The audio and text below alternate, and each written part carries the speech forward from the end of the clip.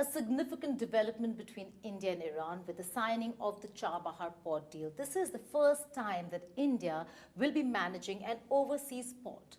To discuss more about this, I'm being joined by the Iranian ambassador to India, Ambassador Iraj Ilahi. Thank you so much for joining us here. It is indeed a pleasure, but also this deal comes amidst a lot of tensions, pulls and pushes. What does the deal entail? Thank you for having me and giving me this opportunity to share with you and with your audience some information about Chabahar. You know, it was a complicated contract. In 2016, an MOU was signed between Iran and India, which defined the general items of cooperation between Iran and India, Chabahar, and investment of India in Iran, and obligation of both sides. But it should be, it needed some details. Every detail should be defined. Details mean technical issues, legal issues. So the discussion and negotiation of two sides continued and prolonged. The differences between two sides in some items, such as arbitration, was very deep.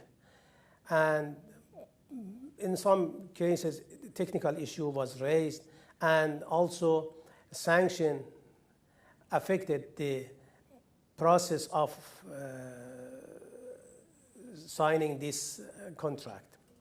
Despite of this difficulty, according to the strategic importance of this cooperation, and based on the willingness of high-ranking leaders of, PM Modi and President Raisi, the concerning people, legal and technical, have to reach to conclusion and resolve all difficulties and problems.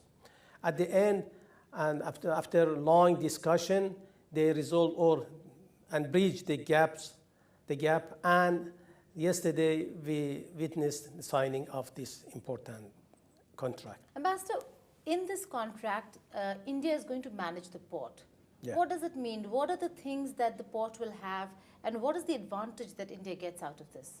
You know, India has good experience in maritime transportation, shipment and shipment.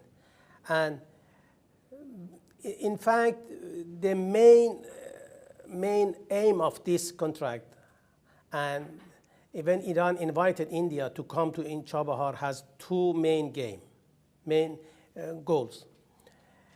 First of all, to use the Indian expertise and experience in management and operation of Chabahar, which we hope that by Indian company IPGL, this port will be activated and operated very well. Secondly, because of the sanction, we have some difficulty to invest and prepare the equipments in Chabahar. According to the provisions of this contract, India is going to invest and preparing some equipment, cranes, and different facility in the Chabahar. India will invest and itself will operate this equipment. By this, we believe that very soon Chabahar will be one of the most important ports in the West Asia.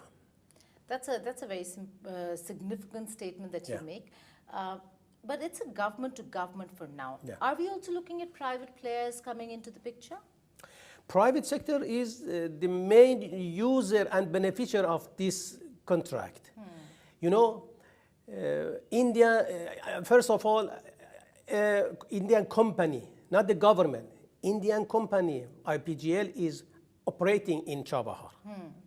And at the same time, private sector in India, Indian private sector, Iranian private sector will be benefited from this operation of the ship. You know, now many Iranian company and even Indian company are sending their cargo through Chabahar. So the main beneficiary of this contract is private sector. There's a lot of geopolitics involved when it comes to Chabahar. Iran is geostrategically very important, but also one that has had a very difficult relationship with the United States of America. Now, America recently has come out and said, despite the waiver in the past, which is why India and Iran have been working on Chabahar, the State Department deputy spokesperson has said that India could risk potential sanctions. You know, I can answer your question in two parts. First of all, I think India is not an ordinary partner for USA. India is an important partner for USA, and United States cannot easily ignore India and put it under sanction. As you know, recently American confiscated that we asked India to import oil from Russia. You know, in fact, they could not prevent India because India needed oil, Russian oil, and they could not prevent it. I think United States cannot do, because Indian has understood. They have understood the importance of Chabahar, and United States have to obey, have to bear the will and interest of India. You make a very important point. Now, your American counterpart in India said this recently when he spoke about the Russian oil and how India has been importing oil, to which now America's response is that we almost saying like we allowed it to happen because they wanted the Russian prices to have a cap. And that cap was allowed with India, so there was no price rise. You're saying that US could not have changed the fate of India-Russia ties on oil. Yeah, quite right.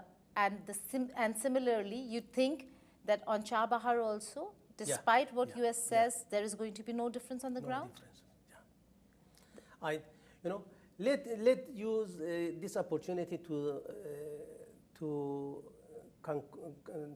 give another conclusion from the some words about the importing of allowing India to import Russian oil. You know, if it's true, I think let me conclude another point, another conclusion. You know, United States want the continuation of war in Ukraine. You know, from one side, allowed India to import energy from Russia to not make India in problem. From another side, tried to resolve the problem of its partner in Europe. You know, since India now importing crude oil from Russia and refine it and send it to Europe. You know, the policy of United States is to prolong the tension in Ukraine. Otherwise, you know, if India, Europe, other partner of United States come across any difficulty, they could say something and pushing Russia, pushing Europe, pushing Ukraine, pushing United States to conclude, to stop this war and to stop the economic crisis of this.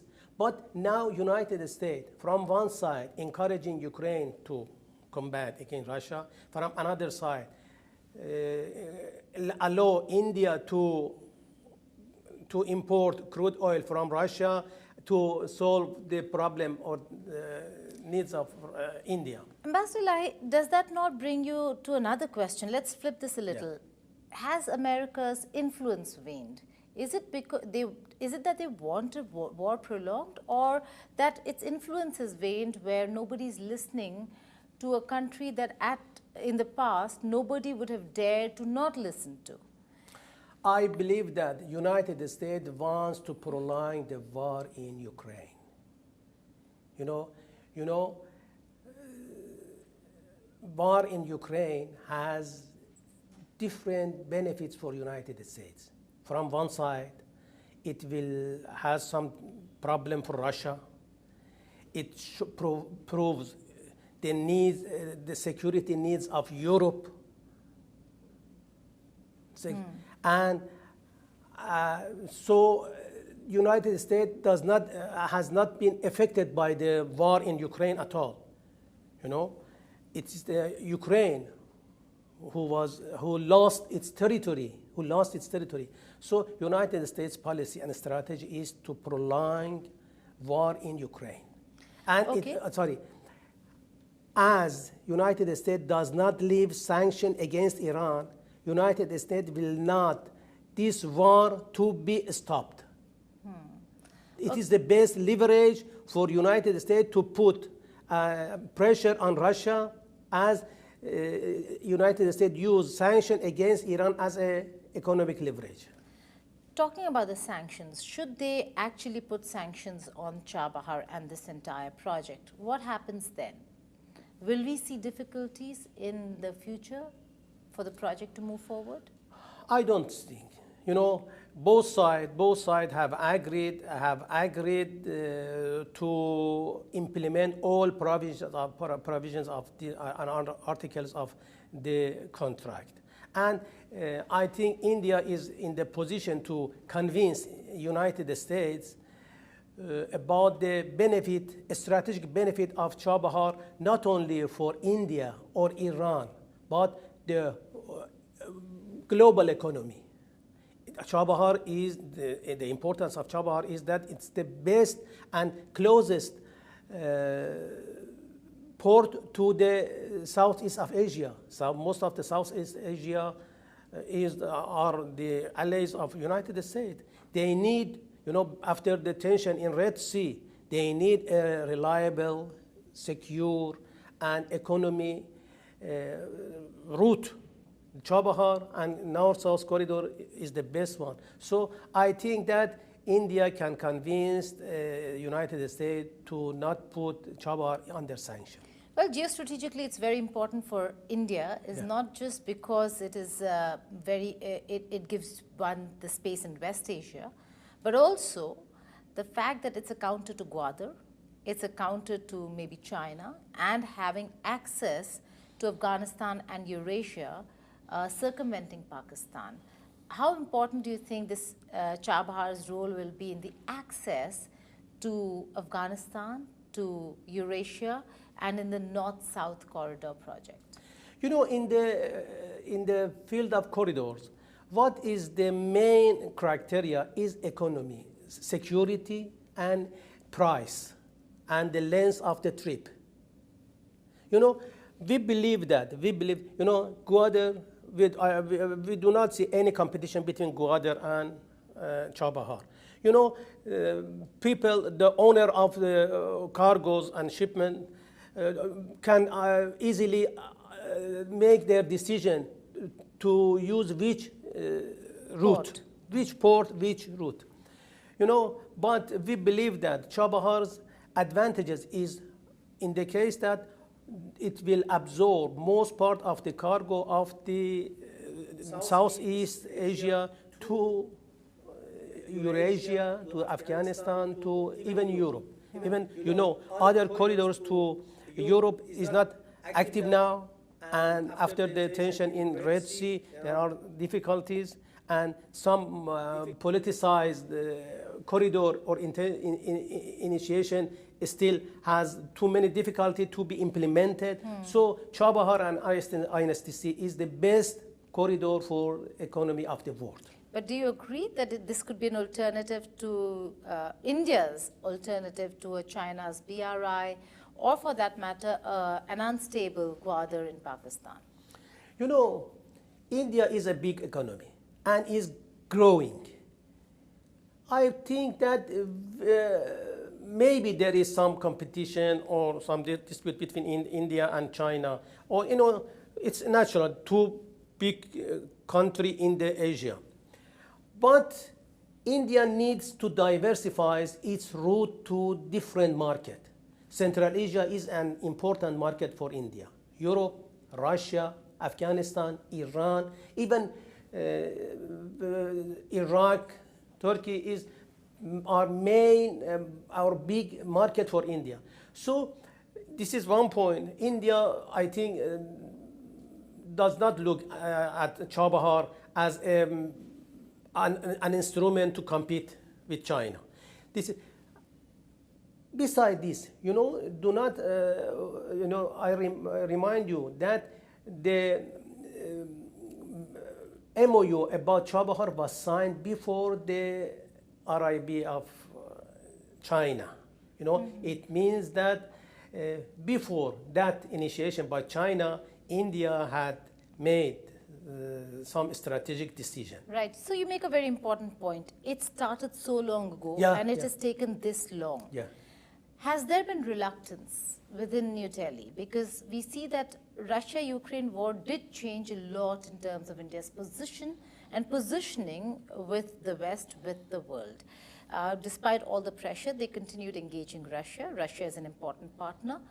Do you think that this engagement at a time when elections are underway, but they still went ahead and signed the deal, is another show of strength by India to move away from the pressures and threats of the West? I think India maybe at 2016 understood the importance of Chabahar. Now has reached to this conclusion that Chabahar is the best and unique option for India. And for this reason, despite of the election, and during the election, ministers cannot travel abroad, but we and concerning people in MEA coordinated for the visit of Minister of Shipping and Waterways of India to Iran to sign this MOU. So India, I think, has reached to this conclusion that it's a strategic option and a strategic port for India, and of course for Iran. Right. Let's shift focus a little now to what is happening in the region, the Israel-Hamas war, Iran's role in it. How significant is Iran's support to the cause of Palestine today? We see that the Sunni Arab world has reluctantly, although they would want to, but have been a little reluctant in actually taking a very strong position. But a Shia Tehran has taken a stronger position. So how is Iran positioned in supporting the cause of Palestine? And does the cause of Palestine unite the Muslim world across Shia-Sunni sectarian divide? Your last sentence, I think, replied your question. I think that the awareness of the people all over the world, especially among Muslim and even non-Muslim, regarding the Palestinian cause has increased. Nowadays, people all over the world have understood that what is the root of the cause or problem or crisis in the region, in the Palestine. The ongoing massacre in Palestine has made all people sad, and you witness sympathy with the Palestinian. Now even what we are witnessing in the universities of United States, not in the United States, even in Europe, in Australia, in different countries, even, but I think that Arab states are supporting in another way. The heart of the people of Arab states are with Palestinian. Even they cannot support as Iran do. Iran explicitly and strongly support and do not deny that it is supporting. It is one of our principle of our constitution. It's our ideology that we have to support oppressed people. We believe that Palestinian people are oppressed. They have deprived from their homeland. A group of people came to Palestine. They pushed the people of the owner of lands to go out and they settled there and constructed their cities. And even every day they are doing whatever they can do. Yeah. So we believe that we have to, from the viewpoint of humanitarian principle, from the viewpoint of the religious Islamic viewpoint, from the viewpoint of ethic, from any aspect we have to, and the sympathy of the world now increased. On October 7, many countries condemned the operation of Hamas, despite it was not a terrorist operation. You don't agree it was a terrorist organization? No, Operation? we at all do not believe that 7 October was terrorist. You don't believe Hamas is a terrorist organization at all? Hamas is a resistance group. Hamas is a resistance. Hezbollah is a resistance group. Resistance group. A few days ago I mentioned that there is not two groups, good terrorists, bad terrorists, or we should distinguish between resistance and terrorist. But if a resistance movement or a resistance group takes up arms, we do know that there are armed movements also, but enters another territory, what many would have claimed is not entering another territory, but enters and then kills scores of them. Should the killing not be condemned? We know that there could be a basis. We know that there has been oppression of the Palestinians, whether if it is in Gaza or West Bank. But should that allow anyone to go ahead and kill? If somebody occupy your home, for example, what should you do? You will defend yourself. You will defend your assets. You will defend your home. If you enter your home and defend, is it terrorist? Your home, nothing more. But if it's already taken, and then you enter that territory. No. It doesn't change the entity of the problem, entity of the cause, entity of the issue. They entered Palestine.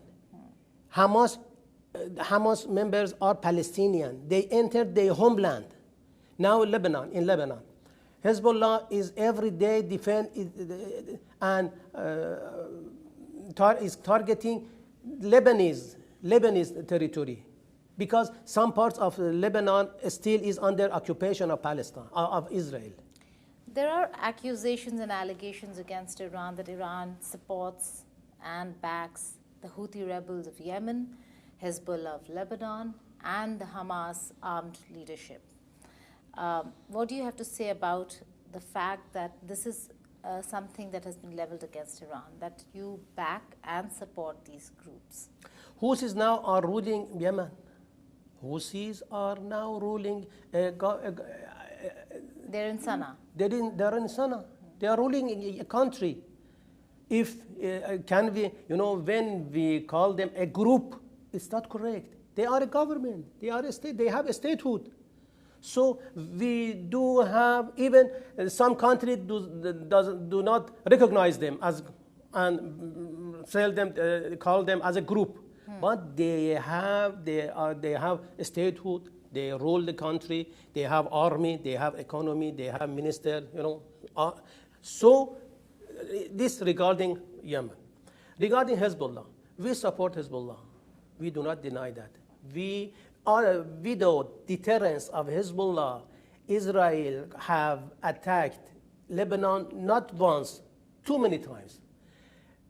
Through Iran, through Hezbollah, created a deterrence in Lebanon for Lebanese, for the stability of the region.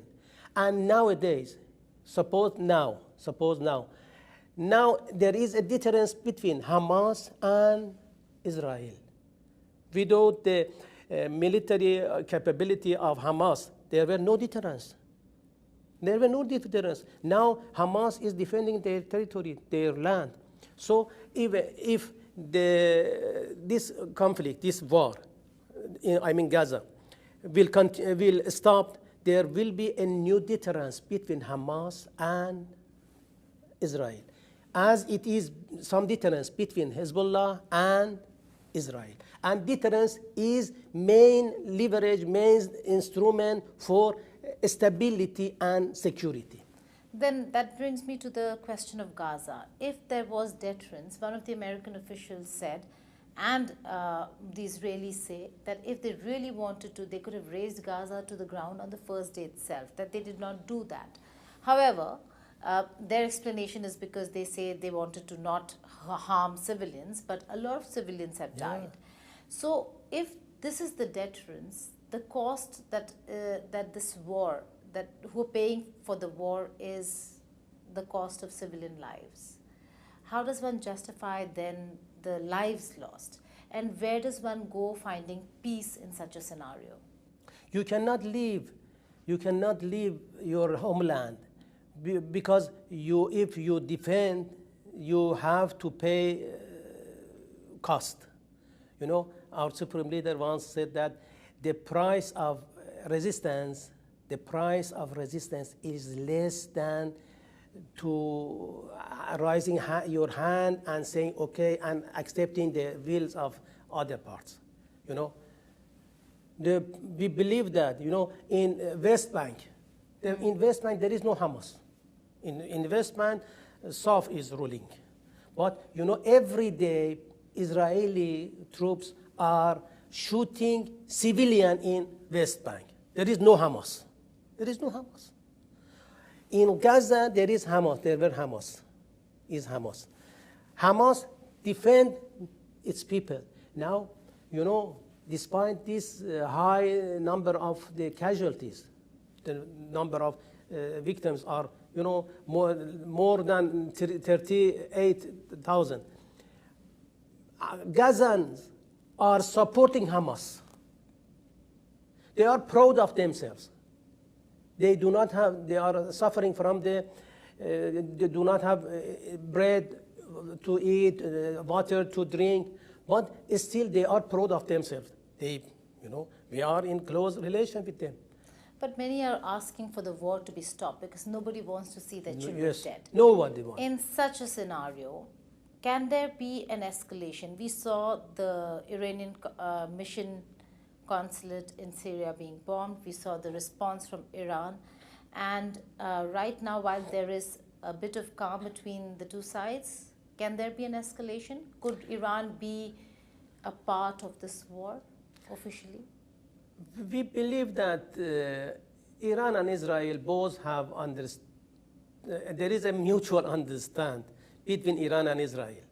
Both have reached to this conclusion that it's on the benefit of them to not escalate. And not only they have understood this reality, the allies of Israel also reached to this conclusion that it will be not on the benefit of Israel and its allies, the escalation of. For this reason, despite Iran targeted Israeli air base and military bases in 13th of April, there were no retaliation. Of course, mainstream media tried to propaganda that Israel has done this or that. But we, as the country who received, you know, this, we believe that there were no retaliation, and they put pressure on Israel to not continue. Okay, so you do see a Western pressure to de-escalate tensions. De-escalate, yeah. Finally, before I let you go, India has a very unique role. It is friends with Russia. It is friends with Ukraine.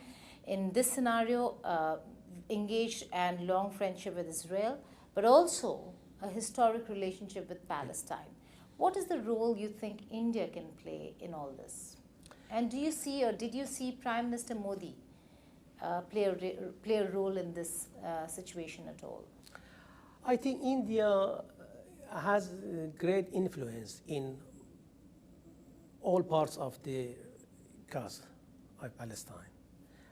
You know, India can use its influence in Israel to stop the genocide in Gaza. India also has good relations with Palestinians. So even India has good relation with United States. So India can convince them to stop the war. And since the beginning of the war in Gaza, I mentioned this point that India have and can play an important role, and the world expect more active role for India. The world expects more active role for India. On that note, Ambassador Ilahi, thank you so much for joining us. Thank you for having me.